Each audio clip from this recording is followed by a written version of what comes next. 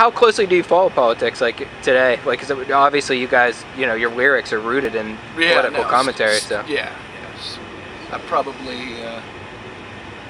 probably wouldn't. I saw this friend of mine in Toronto, and during that time, she and her friend were hanging out with us in Raleigh,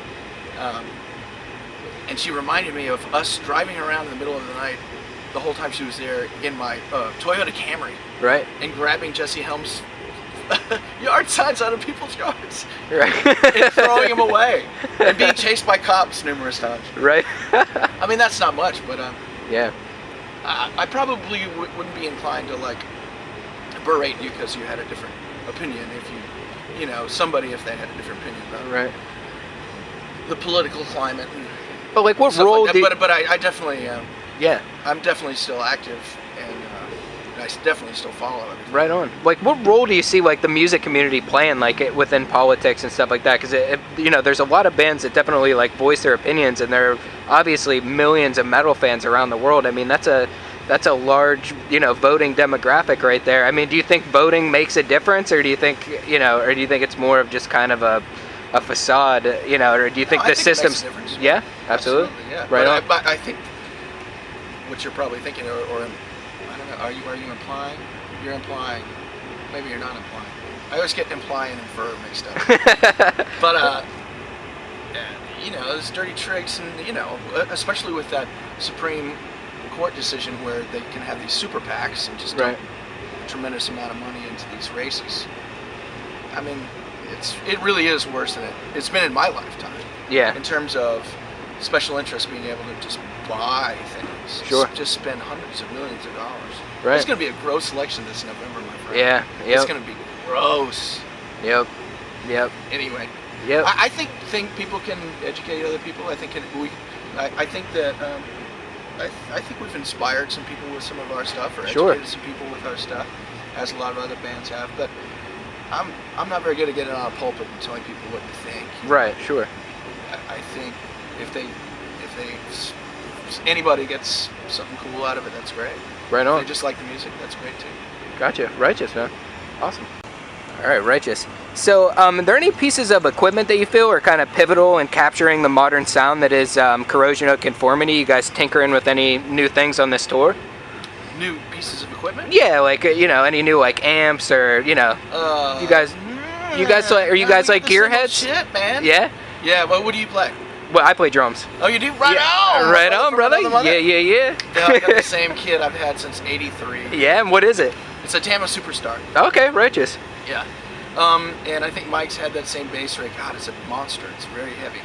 I think it's a Mesa Boogie. He's had that for about 15 years. And Woody's rig is Mesa Boogies, but he just got some orange cabinets. Cool.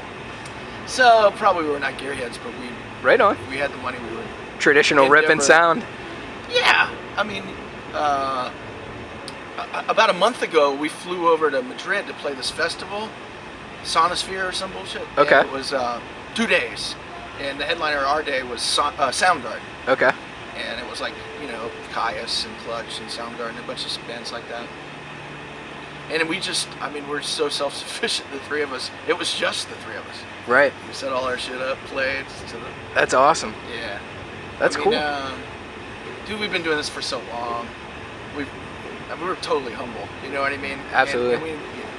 That's awesome. I think that's kind of part of the draw to the band, though. It's because there's such an intimate connection with like the fans. That's a very important piece of music that's often lacking.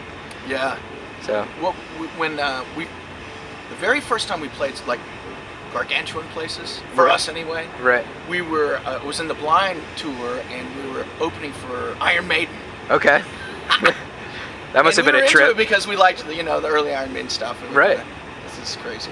But we wanted to figure out some way to bridge this weird atmosphere that we were in, where the fans were way far away, and just bring everything a little closer together. Sure. So what we would do is at the end of the night, or at the end of the set rather, we would ask if anybody knew how to play guitar. And the very first song we ever learned was this punk song called Rather See You Dead by Legionnaire's Disease, an old Texas punk band. Right on. And it's just A and F. Right. And the chorus is die, die, motherfucker. So anyway, we'd get somebody from the audience that we didn't even know to come up and play. That's You awesome. know, it would make their whole fucking Yeah, that's whole righteous. month, right? Very cool. Yeah. Very cool. I don't know. I don't even remember what your question was. Oh no, it's all good. No, I was about asking. gear, yeah, yeah. totally. But Man, that answers. I would like to get some new drums, but they're expensive. I hear you. And I really like the sound of my drums. I don't know. Yeah, no, they fucking rip, man. Hey, if it ain't broke, Yeah. right? Very cool, man. So what's the Corrosion of Conformity have on the slate for the rest of 2012 as we head into 2013? Well, we're gonna. I think we might do an EP or something for Scion or something. Okay.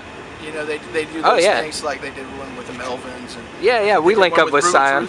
You Yeah, did? oh yeah. We the magazine, they're always doing like premieres and stuff like that. They hook up with a lot of really cool bands. So Yeah, it's weird, huh? Yeah, it is. Weird Yeah. corporate deal. I mean, Yeah. that's pretty sweet though, because I guess they give the music back to you or something. So we might do that, and then we're gonna do another album for Candlelight. Okay, awesome. We still have 5 songs left over from recording session at Dave's place.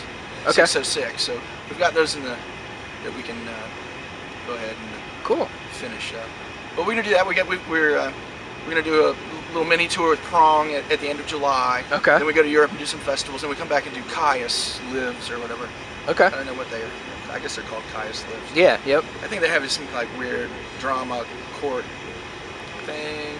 Josh Had to Homme alter the name a little yeah, bit. Yeah. I don't know. It's a little weird.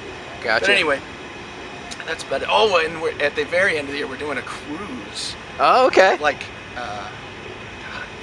Napalm Death and a bunch of Yeah, metal bands, that should yeah. be righteous. Yeah. Do you know where you guys are headed on the cruise? I think the Bahamas. There you go. I've never been on a cruise before. Right on. I'm kind of. And the reason I haven't is if I want to go to a place, I want to stay there for a little while. You know what I mean? No, I hear you. If I'm going to go to Jamaica or Costa Rica, I don't want to just go for 8 hours. Right.